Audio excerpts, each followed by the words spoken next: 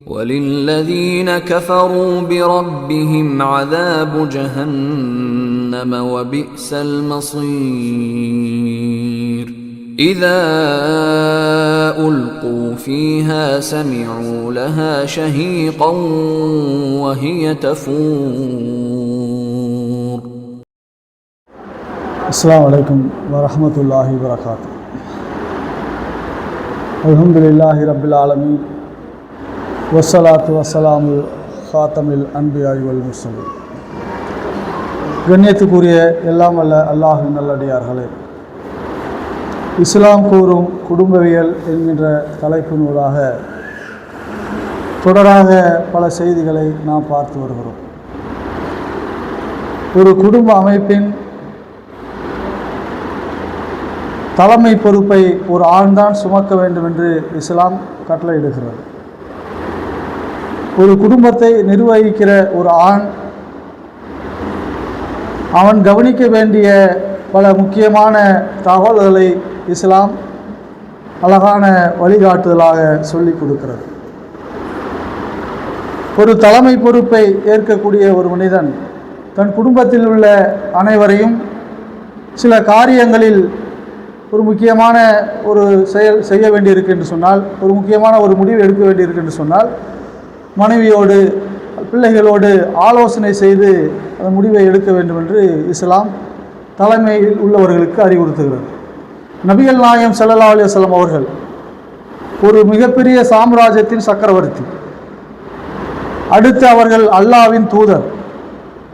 அப்படிப்பட்ட நபிகள் நாயகம் ஸல்லல்லாஹு அலைஹி வஸல்லம் அவர்களுக்கு இறைவன் சொல்கிறான், முகம்மதே, அல்லாஹ்வின் அருளால் அவர்களிடத்திலே நீங்கள் நளினமாக நடந்து கொள்கிறீர்கள். அல்லாஹ் சொல்கிறான், அல்லாஹ்வின் அருளால் அவர்களிடத்திலே நீங்கள் நளினமாக நடந்து கொள்கிறீர்கள். முரட்டுத்தனம் உடையவராகவும் கடின சித்தம் உடையவராகவும் நீங்கள் இருந்திருந்தால் உங்களை விட்டு அவர்கள் விரண்டு ஓடி இருப்பார்கள் அப்படின்னு அல்லாஹ் சொல்லிட்டு சொல்கிறான், அவர்களை மன்னிப்பீராக. இயல்பாக எப்படிப்பட்ட ஒரு சூழலை சந்தித்தவர்கள் நபிகள் ஸல்லல்லாஹு அலைஹி வஸல்லம் அவர்கள்?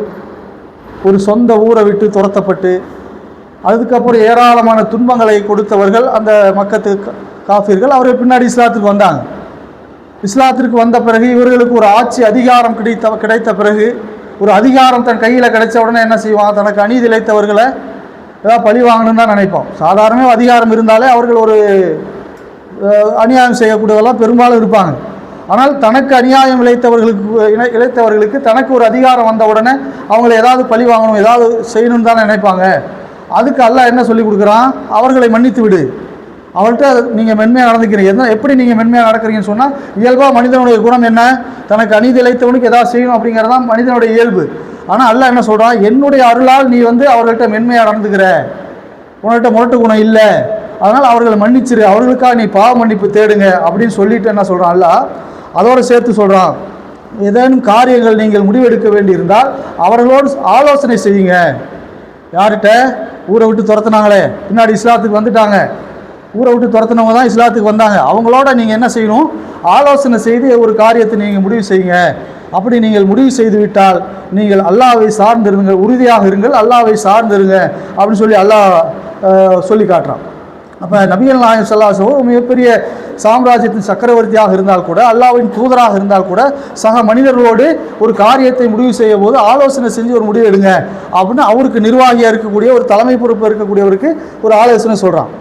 அப்போ அதே போல தான் ஒரு தலைமை பொறுப்பேற்றிருக்கிற ஒரு கணவனாக இருந்தாலும் சரி, தன் மனைவியோடு ஆலோசனை செய்து ஒரு முடிவு எடுக்கணும் அப்படின்னு சொல்லி அல்லாஹ்வுடைய தூதருடைய வாழ்க்கையில் நம்ம வழிகாட்டுதலை பார்க்குறோம். நபிகள் நாயகம் ஸல்லல்லாஹு அலைஹி வஸல்லம் அவர்கள் உம்ரா செய்கிறதுக்காக முதல்ல உம்ரா செய்கிறதுக்காக போகிறாங்க, மக்காவுக்கு போகிறாங்க. மக்களை எல்லாம் அழைத்து கொண்டு உம்ரா செய்ய போகிறாங்க. இது போகும்போது ஹுதைபியா உடன்படிக்கை படிச்சிருப்போம்.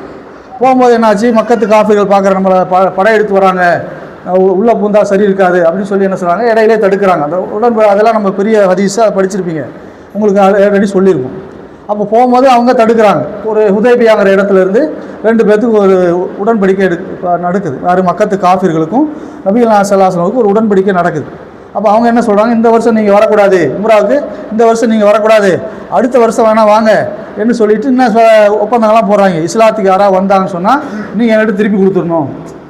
அதாவது ரொம்ப மோசமாக ஒன் சைடாக ஒரு ஒப்பந்தத்தை போடுறாங்க. நீங்கள் இஸ்லாத்துக்கு யாராவது வந்தாங்கன்னு சொன்னால் நீங்கள் அவங்கள்ட்ட திருப்பி கொடுத்துடணும். அதே போல் திருப்பி யாராவது அங்கேருந்து இஸ்லாத்துலேருந்து திருப்பி யாராவது இங்கே வந்தாங்கன்னு சொன்னால் நாங்கள் தரமாட்டோம் அப்படின்னு சில ஒப்பந்தங்கள்லாம் போடுறாங்க. ரசூலுல்லாஹ் எல்லாத்துக்குமே ஒத்துக்கிறாங்க. ஒத்துக்கினா சஹாபாக்கள் என்ன நினைக்கிறாங்க, என்ன இவ்வளோ ஒரு மோசமான ஒரு பக்கமான ஒரு ஒப்பந்தமாக இருக்குது, ஆனால் நீங்கள் அப்படியே ஒத்துக்கிட்டு வரீங்களே, நம்ம எதுக்காக வந்தோம், நம்ம சத்தியத்திலும் அவங்க அசத்தியத்தில் இருக்குது உண்மையா இல்லை. உமர் அலியாவை போய் சண்டை போகிறாங்க ரசூலுல்லாஹ்ட்ட, நம்ம சத்தியத்தில் இருக்கிறது உண்மையா இல்லையா, ஆமாம் உண்மைதான். நீங்கள் அல்லாஹ்வுடைய தூதரா இல்லையா, ஆமாம் அல்லாஹ்வுடைய தூதர் தான். அவங்க அசத்தியத்தில் இருக்காங்களா இல்லையா, ஆமாம் அசத்தியத்தில் தான் இருக்காங்க. அப்புறம் எதுக்கு நீங்கள் அவங்களுக்கு பயப்படுறீங்க, எதுக்கு நீங்கள் இப்போ ஒரு சைடாக நீங்கள் ஒப்பந்தத்தை போடுறீங்க, அதெல்லாம் முடியாது, நம்ம உமராக தான் போகணும் அப்படின்னு சொல்லி உமர் அலியாவும் சண்டைலாம் போடுறாங்க. அப்போ நபிகள் நாயகம் ஒப்பந்தம்லாம் முடிஞ்சிருச்சு, கையெழுத்தாயிருச்சு, எல்லாம் முடிஞ்ச உடனே நபிகள் நாயகம் சொல்கிறாங்க, அல்லாஹ்வுடைய நபித்தோழர்கிட்ட சொல்கிறாங்க, ஒப்பந்தம் முடிஞ்சிருச்சு, நம்ம அடுத்த வருஷம் உம்ராவுக்கு வந்துக்கலாம், இப்போ இங்கேயே வந்து நீங்கள் குர்பானி பிராணியை அறுத்துட்டு நீங்கள் முடியை குறைக்கக்கூடிய முடியை குறைச்சிங்க, மொட்டை அடிக்கக்கூடிய மொட்டை அடிச்சிங்க அப்படின்னு சொல்கிறாங்க. ஆனால் யாருமே அதை கேட்க மாட்டாங்க, யாரும் அசையாமல் அப்படியே உட்காந்துருக்காங்க.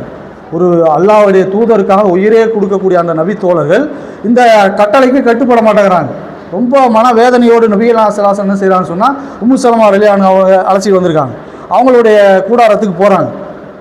அப்போ கூடாரத்துக்கு போய் அவங்கள்ட்ட ஆலோசனை செய்கிறாங்க. இப்படி நான் சொன்னால் இப்படி கேட்க மாட்டாங்களே முடிஞ்சிச்சு அப்படின்னு சொன்னோன்னே அப்போ அவங்க ஒரு ஆலோசனை சொல்கிறாங்க. என்ன சொல்கிறாங்க, அல்லாஹ்வுடைய தூதரே, நீங்கள் வந்து உண்மையாலுமே இதுக்கு மேலே நீங்கள் உம்ரா போகிறதுக்கு ஐடியா இல்லையா, இதோட முடிச்சிருச்சா, போகிற ஐடியா இல்லை உங்களுக்கு இல்லையா அப்படின்னு சொன்னோன்னா, ஆமாம் இதுக்கு மேலே முடியாது, போக முடியாது, நம்ம ஒப்பந்தம் போட்டோம் போக முடியாது அப்படின்னோடனே அவங்க ஒரு ஆலோசனை சொல்கிறாங்க. என்ன ஆலோசனை சொல்கிறாங்க, நீங்கள் யாருக்கிட்டையும் எதுவும் பேசாதீங்க, நீங்கள் போங்க, நீங்கள் போய் உங்கள் குர்பானி பிராணி அருங்க, நீங்கள் முடிய மலிங்க அப்படின்னு சொல்லி அவங்க ஒரு ஆலோசனை சொல்கிறாங்க. அழகான ஒரு ஆலோசனையை சொல்கிறாங்க. ஒரு தூதராக இருந்து கொண்டு, ஒரு கணவனாக இருந்து கொண்டு, தலைமை பொறுப்பு இருந்துக்குன்னு சொல்லி அவங்க நீ ஒரு மனைவி, ஒரு பெண்மணி, நீ என்ன ஆலோசனை சொல்கிற அப்படி சொல்லலை, அவங்கள்ட்ட போய் ஆலோசனை பண்ணுறாங்க. அவங்க அழகான ஒரு ஆலோசனை சொன்னோடனே அந்த ஆலோசனையோடு நபிகள் நாயகம் வெளியே வந்து அவங்க என்ன பண்ணுறாங்க, குர்பானி பிராணி அறுக்கிறாங்க, முடியை மறைக்கிறாங்க. வலிச்ச உடனே அவங்க என்ன, அந்த நபித்தோழர்கள் என்ன நினைக்கிறாங்க, அல்லாஹ்வுடைய தூதர்கிட்ட நம்ம பிடிவாதம் பிடிச்சா, சின்ன பிள்ளைங்க பிடிவாதம் பிடிப்பாங்கல்ல, பிடிச்சா எப்படியாவது வாங்கி கொடுத்துருவாங்கன்னு, அது மாதிரி நம்ம பிடிவாதமாக இருந்தோம்னு சொன்னால் எப்படியாவது உம்ரா கூட்டு போயிடுவாங்க என்று நினைத்து கொண்டு அவர்கள் பிடிவாதமாக இருக்காங்க.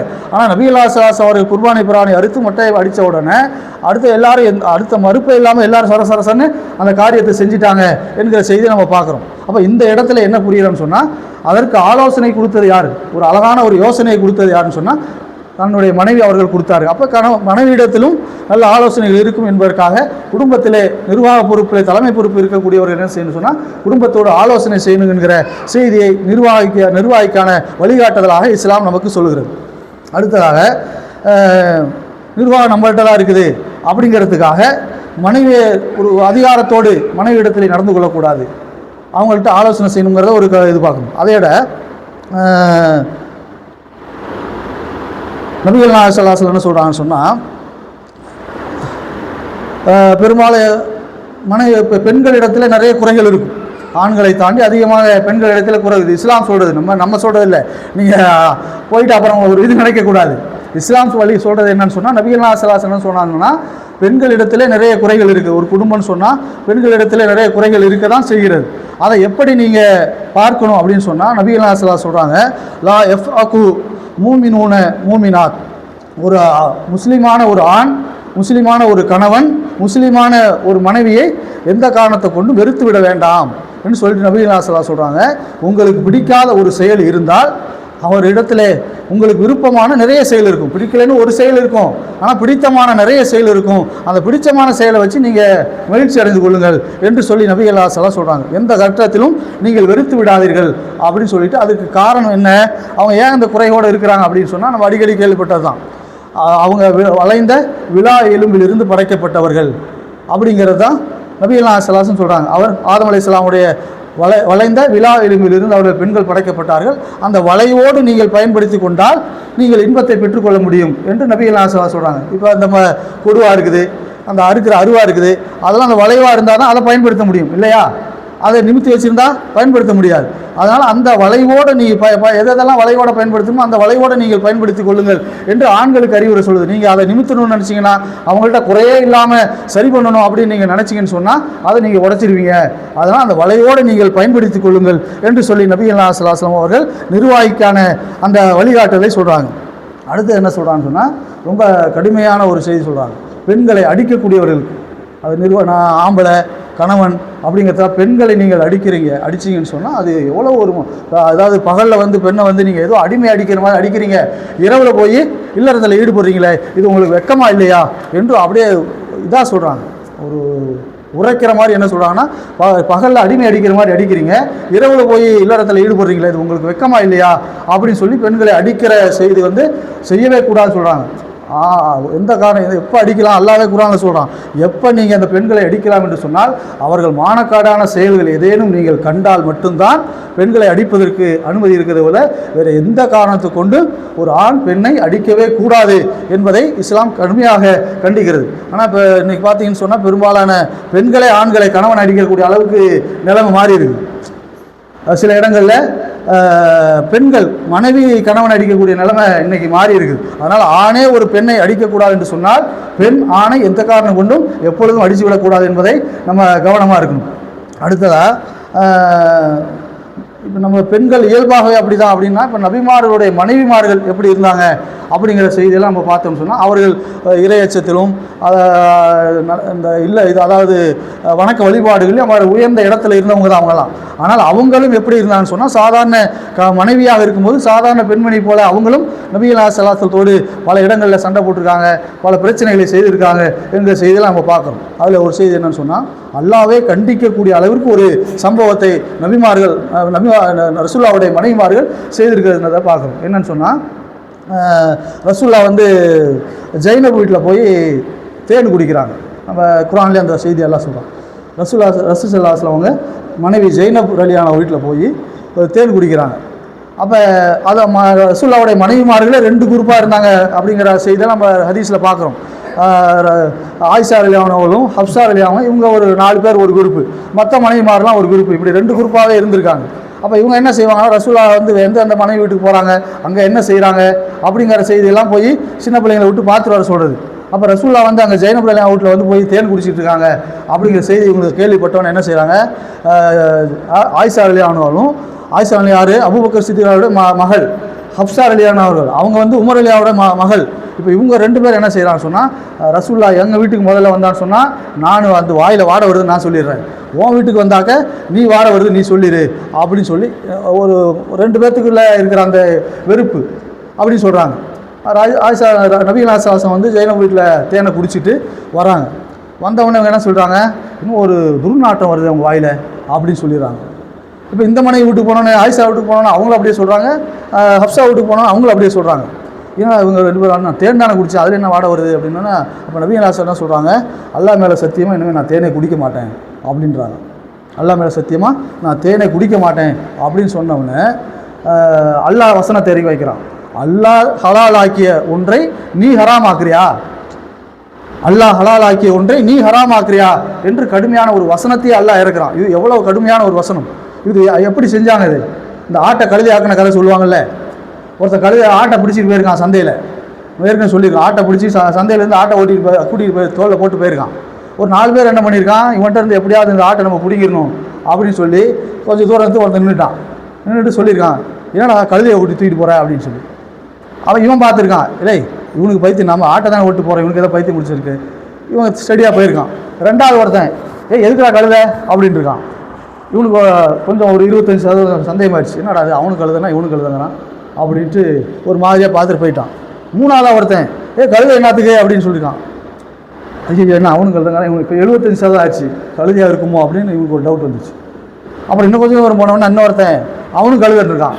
உடனே ஆகா நமக்கு தான் ஆடு மாதிரி தெரியுது போல இருக்குது, எல்லாத்துக்கும் கழுத மாதிரி தெரியுது அப்படின்னு சொல்லி கழுதையை விட்டுட்டு போயிட்டான்னு சொல்லி ஒரு ஆட்டை கழுதை ஆக்கிற கதைன்னா மறுபடியும் ஒரு செய்தியை சொன்னால் பொய்யை மீண்டும் சொன்னால் அது உண்மையாகிவிடும் என்கிற அடிப்படையில் இவங்க என்ன பண்ணியிருக்காங்க, வாட வருதுன்னு நபிகள் ஸல்லல்லாஹு நம்புற அளவுக்கு அந்த கதையை சொல்லி விட்டாங்க. அப்போ அல்லாவே அதை கடுமையாக கண்டித்து வசனத்தை இறக்குற அளவுக்கு அது கடுமையாயிருச்சு. அப்போ நபிகள் ஸல்லல்லாஹு எவ்வளோ கடுமையான கோபம் வரணும், இப்படி விளாண்டுட்டீங்களே ஒரு மார்க்க விஷயத்தையே நான் அல்லாவே கண்டிக்கிற அளவுக்கு நீங்கள் இப்படி விளாண்டுட்டீங்களே என்று சொல்லி அதை கண்டிக்காமல் நபிகள் ஸல்லல்லாஹு அவர்கள் அதை சாதாரணமாக கடந்து போய்விட்டார்கள். அப்படி பெண்மணி இடத்துல ஏதோ ஒரு தவறு நடந்தால் அதை ரொம்ப கடுமையாக கண்டிக்காமல் ஒரு பெரும்பாக்காக மேன்மையாக அதாக விட்டுவிட வேண்டும் என்பது நபிகள் ஸல்லல்லாஹு இந்த வரலாறுலேருந்து தெரியுது. அடுத்ததாக இன்னொரு முக்கியமான செய்தி என்ன சொன்னால், நபிகள் ஸல்லல்லாஹு ஒரு பயணம் போகிறாங்க. பயணம் போகிறப்ப ஆயிஷா ரலியல்லாஹு கூட்டிகிட்டு போகிறாங்க. கூட்டிகிட்டு போயிட்டு ரிட்டர்ன் வரும்போது என்ன ஆச்சுன்னு சொன்னால் ஆயிஷாவோடைய கழுத்து மாலை காண போச்சு. கழுத்து மாலை காணாம போனவுடனே எல்லாரும் தேடுங்க. புறப்பட்டவங்க காணானவொன்னே மறுபடியும் அங்கேயே ஸ்டே பண்ணி தேட சொல்கிறாங்க. எல்லாம் தேடிட்டு இருக்காங்க. பார்த்தா காணும். தொழுகை டைம் வேறு ஆயிடுச்சு. எல்லாரும் திட்டுறாங்க, வந்தவர்கள் எல்லாம் திட்டுறாங்க. அபூபக்கர்ட்ட போய் கம்ப்ளைண்ட் பண்ணுறாங்க, உன் மகன் செஞ்ச வேலையினால் பார்த்தியா போக முடியாது, தொழுகை நேரம் வந்துருச்சு, வேற நம்ம போக வேண்டிய நேரம் ஆகிட்டே போகுது, போக முடியல என்று எல்லாரும் அபூபக்கர்ட்ட போய் கம்ப்ளைண்ட் பண்ணோம். அபூபக்கருக்கு கடுமையான கோவம் வந்துருச்சு. அவர் போய் என்ன பண்ணுறாரு, ஆயிஷா ரலியல்லாஹு அன்ஹா பார்க்குறாரு. ஆயிஷா ரலியல்லாஹு அன்ஹா மடியில் நபிகள் நாயகம் ஸல்லல்லாஹு அலைஹி வஸல்லம் படுத்து தூங்கி கொண்டு இருக்கிறாரு. அவர்கள் எந்த கவலையும் இல்லை. இன்றைக்கு இருக்கக்கூடிய கணவர் நம்மளாம் இருந்திருந்தால் என்ன செஞ்சுருப்போம், ஒரு பொருளை காணா அடிச்சிருந்தா அந்த மனைவியை என்ன பாடுபடுத்துகிறான். ஒரு சின்ன பொருள் காணா போச்சுன்னா அவங்க எத்தனை வார்த்தைகளை ஆண்கள் பேசி விடுகிறார்கள். எல்லாத்தையும் சொல்ல பெரும்பாலான ஆண்கள் என்ன செய்கிறோம், காணாச்சு எல்லாரும் தவற விடுவது சகஜம் தானே. ஆனால் அதுக்கு எவ்வளோ கடுமையான வார்த்தைகளை சொல்லி விடுகிறோம். ஆனால் நபிகள் நாயகம் ஸல்லல்லாஹு அலைஹி வஸல்லம் அவர்கள் அதுக்கு பொருள் காணோம், பெரிய கூட்டமே தேடிட்டு இருக்காங்க, ஒரு தொழுகை நேரம் போகுது, ஒரு கடுமையான ஒரு சூழலில் கூட ரொம்ப கவலையே இல்லாமல் ஆயிஷா அவன் மடியில் படுத்து தூக்கி கொண்டிருக்காங்க. அபூபக்கர் சித்திக் போய் ஆயிஷாவை அடிக்கிறார். ஒன்னால் இப்போ எனக்கு எவ்வளோ எல்லாம் திட்டுறாங்கல்ல, என்ன இந்த மாதிரி வேலை பார்த்துட்டு அடிக்கிறாரு. ஆனால் ஆயிஷா என்ன சொல்கிறாங்கன்னா, நான் அல்லாஹ்வுடைய தூதர் மடியில் படுத்துட்டு இருந்தாங்க, அவங்களுக்கு டிஸ்டர்ப் ஆகிடக்கூடாதுன்றத நான் அப்படியே ஆடாமல் அசையாமல் இருந்தேன், என்னை இடுப்புலேயே குத்துனாங்க என்று சொல்லி ஆயிஷா சொல்கிறாங்க. அப்போ அந்த அளவுக்கு ஒரு மோசமான சூழலில் கூட நபிகள் நாயகம் ஸல்லல்லாஹு அலைஹி வஸல்லம் எந்த ஒரு வார்த்தை கூட ஆயிஷா திட்டுனதாக நம்ம பார்க்க முடியல. எந்த கடுமையும் காட்டலை. ரொம்ப மென்மையாக, ரொம்ப சாதாரணமாக அவர்கள் இருந்தார்கள் என்கிற செய்தியை பார்க்குறோம். இதில் நம்ம பாடம் படிக்கிறது என்ன, ஒரு பொருளை காண அடிக்கிறது எல்லாத்துக்கும் சகஜம்தான். இப்படி ஏதோ ஒரு காரியம் நடக்க தான் செய்யும். பெண்கள் இடத்துலையோ ஆண்கள் இடத்துல இப்படி நடந்துட்டால் அதுக்காக கடுமை காட்டிவிடக்கூடாது என்கிற செய்தியை இதிலிருந்து நம்ம பார்க்குறோம். அப்போ ஒரு நிர்வாகத்தை அழகான முறையில் எந்த பிரச்சனையும் இல்லாமல் ஒரு மகிழ்ச்சியான குடும்பமாக கடந்து போக வேண்டும் சொன்னால் நபிகள் நாயகம் ஸல்லல்லாஹு அலைஹி வஸல்லம் வாழ்க்கையிலிருந்து இதையெல்லாம் நாம் பாடமாக எடுத்து நம் வாழ்க்கையை நடைமுறைப்படுத்தக்கூடிய நன்மக்களாக உங்களை என்னையும் ஆக்கிய உங்களை பிரார்த்தனையோடு என் உரை நிறைவு செய்ய. அஸ்ஸலாமு அலைக்கும். டைம் அதே தான் 5:22 சகர் முடிவு 5:22, இஃப்தார் 6:25 அதே தான்.